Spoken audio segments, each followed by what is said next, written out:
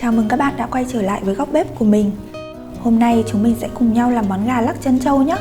Từng miếng thịt gà ngon, ngọt được lăn qua lớp bột chiên xù chân trâu vàng đẹp mắt, chiên giòn lên ăn sẽ rất là tuyệt đấy.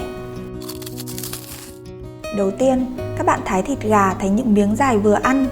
Thái kiểu này, gà chiên lên sẽ rất là giòn và các bé cũng rất là thích nữa.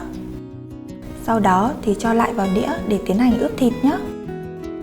Mình sẽ cho nửa thìa cà phê muối này, nửa thìa cà phê hạt tiêu. Trộn cho thật đều và ướp trong vòng 10 phút cho thịt gà ngấm gia vị. Tiếp theo là nhúng từng miếng thịt gà lần lượt vào bột chiên giòn và trứng gà đánh tan. Lặp lại bước này thêm một lần nữa để lát chiên lên miếng gà của chúng ta sẽ được giòn hơn. Thay vì lăn qua bột chiên xù thông thường, mình sẽ lăn qua lớp bột chân trâu này.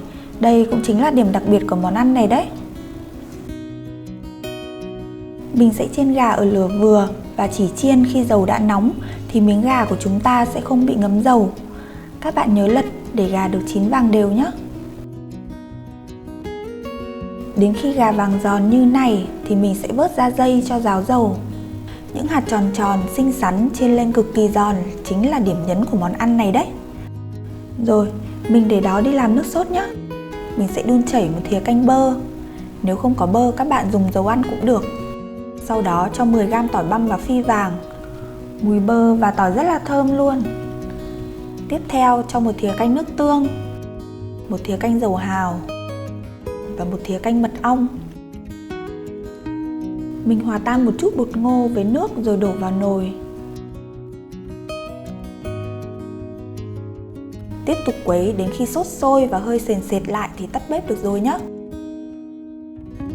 Sốt này các bạn có thể dùng để chấm hoặc đổ trực tiếp lên thịt gà cũng được nhé.